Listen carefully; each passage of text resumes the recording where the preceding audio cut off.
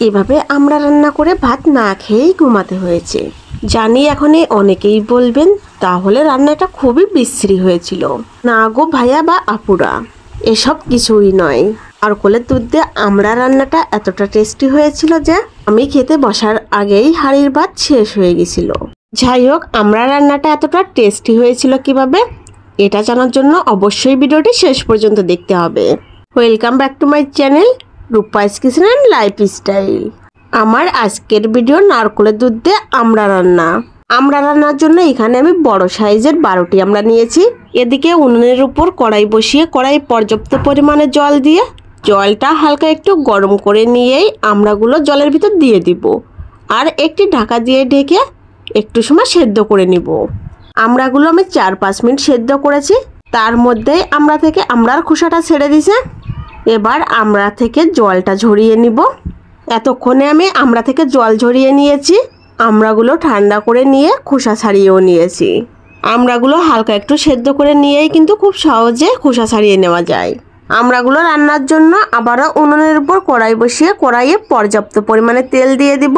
তেলটা গরম হয়ে আসলেই একটি শুকনো মরিচ 2 টুকরো করে দিয়ে দিব, 3টি তেজপাতা দিয়ে দিব আর 1/2 চা চামচ গোটা জিরা ফোড়ন দিয়ে দিব। মশলাগুলোতে যখন ফোড়ন চলে আসবে তখনই 1 কাপ পরিমাণে পেঁয়াজ কুচি দিয়ে দিব। অবশ্যই এখানে পেঁয়াজের পরিমাণটা একটু বেশি রাখতে হবে। পেঁয়াজগুলোর কালার হালকা চেঞ্জ হয়ে আসা পর্যন্ত পেঁয়াজগুলো এভাবে ভেজে নিব। পেঁয়াজের কালারটা যখন হালকা ব্রাউন হয়ে আসবে ঠিক তখনই থেতো করে রাখা রসুন কোয়া দিয়ে দিব। আমি বড় বড় সাইজের 2টি রসুন কোয়া ছাড়িয়ে থেতো করে নিয়েছি। মশলাগুলো যাতে পুড়ে না যায় সেজন্য সামান্য পরিমাণে জল দিয়ে দিব। জলটা যখন ফুটতে থাকবে তখনই 1 টেবিল চামচ শুকনা মরিচ বাটা, স্বাদ মতো লবণ ও পরিমাণ মতো হলুদ গুঁড়া দিয়ে সব মশলা একসঙ্গে মিশিয়ে নিব। এতক্ষণে মশলা থেকে তেল ছেড়ে দিয়েছে আর ঠিক এ পর্যায়ে আগে থেকে সেদ্ধ করে খোসা ছাড়িয়ে রাখা আমড়াগুলো মশলার উপর দিয়ে দিব।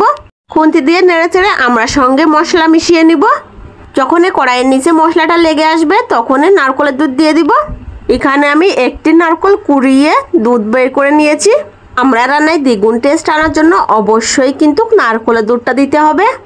যতক্ষণ না পর্যন্ত নারকোলের দুধটা শুকিয়ে তেলটা উপরে উঠে আসছে ঠিক ততক্ষণ পর্যন্ত এভাবে রান্না করে নিব। দেখুন বন্ধুরা, এতক্ষণে নারকোলের দুধটা শুকিয়ে তেলটা উপরে উঠে আসছে। অবশ্যই নারকোলের দুধটা জাল করে শুকিয়ে এরকম তেলটা উপরে উঠিয়ে নেবেন, তাহলে টেস্টটা ভালো আসবে। যাই হোক, এবার পর্যাপ্ত পরিমাণে জল দিয়ে দিব।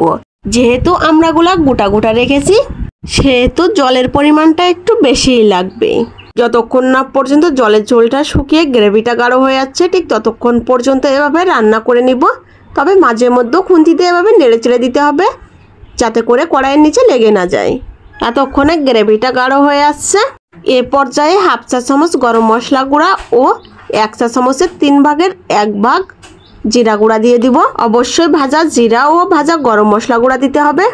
গরম মশলা ও জিরা শুকনো কড়াইয়ে হালকা একটু টেলে নিয়ে গুঁড়া করে নিলে মশলা থেকে দারুণ ফ্লেভার আসে আর রান্নার টেস্টটাও দ্বিগুণ বাড়িয়ে দেয়। এতক্ষণে আমার নারকোলের দুধ দিয়ে আমরা রান্না কমপ্লিট। উনুনের উপর থেকে কড়াইটা নামিয়ে নিয়েছি।